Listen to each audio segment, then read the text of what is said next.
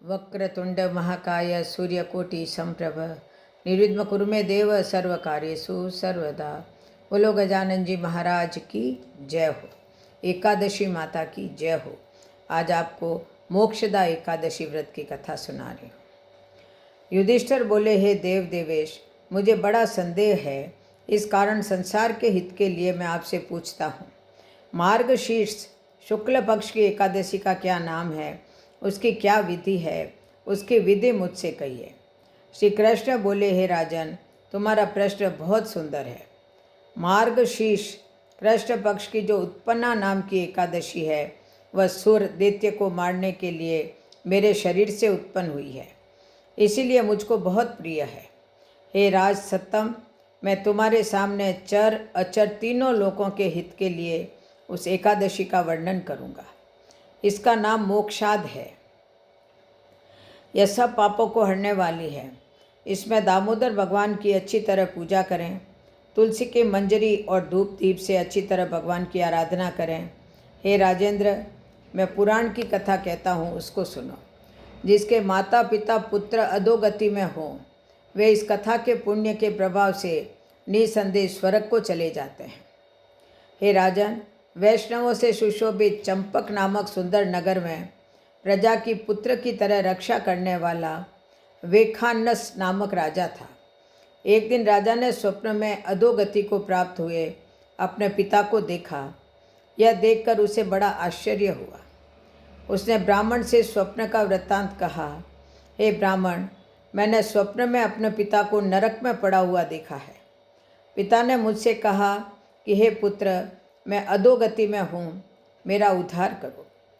स्त्री पुत्र मुझे अच्छे नहीं लगते, मैं क्या करूँ? हे ब्राह्मणों, जिसके द्वारा मेरे पूर्वजों को मोक्ष हो जाए, ऐसा दान व्रत तप योग कुछ बतलाइए। जिसका पिता नरक में है, उस बलवान पुत्र के जीवन से क्या लाभ, उस पुत्र का जन्म वृथा है। तो ब्राह्मण बोले, हे नृप, यहाँ पर्वत मुनि का आश्रम पास में है, उनके पास आप जाइए। वे भूत भविष्य वर्तमान सबको जानते हैं। वह राजा उनका वचन सुनकर मुनि के आश्रम में गया। वह आश्रम शांत प्रकृति के ब्राह्मण प्रजा और मुनीश्वरों से सुशोभित था। राजा ने वहां जाकर पृथ्वी पर साष्टांग प्रणाम किया। मुनि ने राज्य के सातों अंगों की कुशल पूछी और कहा कि तुम्हारा राज्य निष्कंटक तो है। राजा बोला, हे विप्र, आपकी कृपा से सब कुशल होने पर भी कुछ विघ्न उपस्थित हो गया है।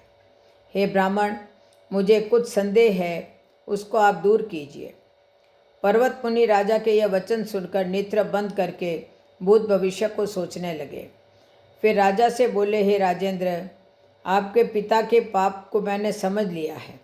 पूर्व जन्म में पत्नी के देश से तुम्हारे पिता ने काम के वशीभूत होकर एक स्त्री को रति दी और दूसरी स्त्री के आग्रह करने पर भी ऋतुदान नहीं दिया। इस कर्म से वह नरक में पड़ा है। राजा बोला, हे मुनि, किस व्रत और दान से उस नरक से मेरे पिता का उद्धार होगा, वह उपाय मुझसे कहिए। तो मुनि बोले, मार्गशीर्ष शुक्ल पक्ष में मोक्षदा नाम की एकादशी है, तुम सब लोग उसका व्रत करके उसका पुण्य पिता को दे दो। मुनि के इस वचन को सुनकर राजा अपने घर आ गया। जब अगहन सुदी 11 आई, तब स्त्री पुत्र और रनिवास समेत विधि पूर्वक व्रत करके उसका पुण्य राजा को दिया। वेखानस का पिता स्वर्ग को गया और आकाश से स्पष्ट शब्दों में राजा से बोला, हे पुत्र, तेरा सदा कल्याण हो। यह कहकर वह स्वर्ग को चला गया।